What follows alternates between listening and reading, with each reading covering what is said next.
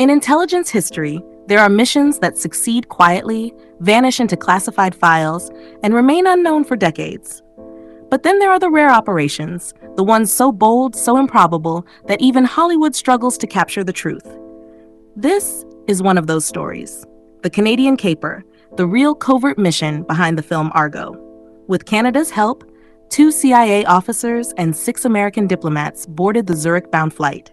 In 2023, more than 4 decades after the fact, the CIA finally revealed the name of a man who helped pull off one of its most astonishing rescues, an officer whose identity had remained buried in classified history since 1980. His name was Ed Johnson, and alongside another CIA legend, Tony Mendez, he helped 6 American diplomats escape from revolutionary Iran, disguised as a Hollywood film crew. This rescue would later win an Academy Award. But the real operation was far more complex and far more human. Stay with us as we uncover the true story of how American diplomats slipped past Iranian security, hidden in plain sight, under the identity of a fake film crew. This is US Mag.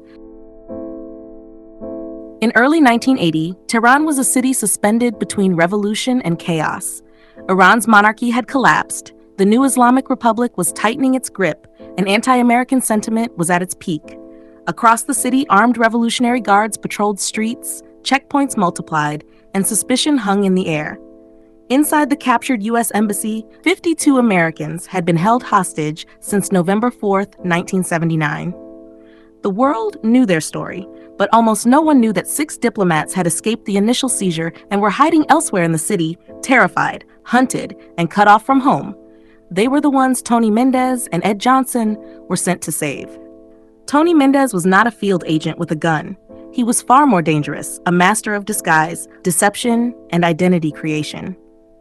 His work could make a person disappear or create someone who never existed.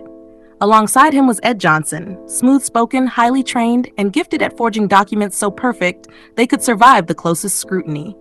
Even inside the CIA, their work was respected, almost mythic. And among their closest colleagues was Tony's wife, Jana Mendez, just 27 at the time, and already on the path to becoming the CIA's chief of disguise. She described Johnson simply, "He was the ideal person for this job." The problem: diplomats are not spies. The mission's biggest challenge wasn't fake passports. It wasn't forging documents. It wasn't even sneaking through Iran. It was something far more basic and far more human. The 6 diplomats had never lied to foreign officials before. They had never worked undercover, never blended into crowds to avoid detection, and certainly never pretended to be filmmakers. Yet this time, they had to. To get out alive, they needed to become a Hollywood crew, scouting exotic locations for a science fiction film called Argo. They needed stories. They needed confidence. They needed acting skills they never thought they had.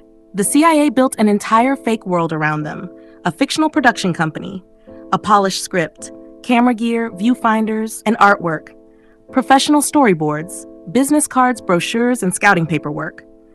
Every diplomat received a new identity, a producer, a screenwriter, a production designer. They rehearsed for hours, because a single hesitation, a single wrong word, could expose them at an airport checkpoint. Ed Johnson had years of experience in the Middle East. He spoke fluent Arabic, but in Iran, the dominant language was Farsi, and he didn't know it. Even so, he adapted. One unexpected detail helped. He spoke German. And across the street from the abandoned U.S. Embassy, where the 52 hostages were trapped, stood the Swedish embassy.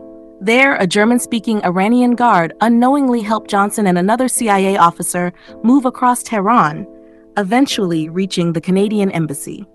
That embassy was the hidden sanctuary where the 6 American diplomats had been living in secret. And time was running out. In the film Argo, the escape is a nail-biting chase, Iranian security racing after the plane as it takes off. But Ed Johnson was clear. None of that happened. The real escape was built on confidence, calm behavior, and flawless preparation. The diplomats kept their composure. They smiled. They joked quietly among themselves. They didn't panic, even at the airport. And that calmness was exactly what saved them. Their documents worked. Their disguises held up. Their body language matched their story. Moments later, they boarded the Zurich-bound flight. As the wheels lifted off Iranian soil, they were finally free. After the mission, Tony Mendez became a respected author and served on the board of the International Spy Museum in Washington, D.C. Ben Affleck would later portray him in the 2012 film. Tony Mendez passed away in January 2019, honored as one of the CIA's greatest creative minds. Ed Johnson chose silence. He never spoke about the mission, never sought attention, never revealed his role. Only a week before the CIA officially acknowledged him, did his name finally surface. Why the CIA revealed the story after 42 years. Historian Dr. Andrew Hammond believes the CIA revealed Johnson's name for a reason: to highlight one of the agency's most successful missions, at a time when the CIA itself was under heavy criticism. During the late 1970s, hundreds of CIA officers were dismissed under Director Stansfield Turner's restructuring. The U.S. was struggling to free 52 Americans held hostage for 444 days. Those hostages were finally released on January 20th, 1981, the day Ronald Reagan became president. In that era of crises, the Canadian caper was a rare victory. Hammond put it simply, "You can't make up a story like this. It's too extraordinary to be fiction." Former CIA paramilitary officer Mick Mulroy summed it up: revealing their identities allows them to become examples for future officers. Most CIA successes remain unseen. Most heroes remain unnamed. But in this case, justice finally caught up with history. The men who pulled off this impossible mission are at last receiving the recognition they earned in silence. The Canadian caper wasn't just an extraction. It was a reminder that courage often takes place in the shadows, disguised under ordinary faces, carried out by people who never expect applause. It was a mission built on creativity, deception, nerve, and trust. And above all, it was proof that sometimes truth is stranger than Hollywood. This was the real story behind Argo.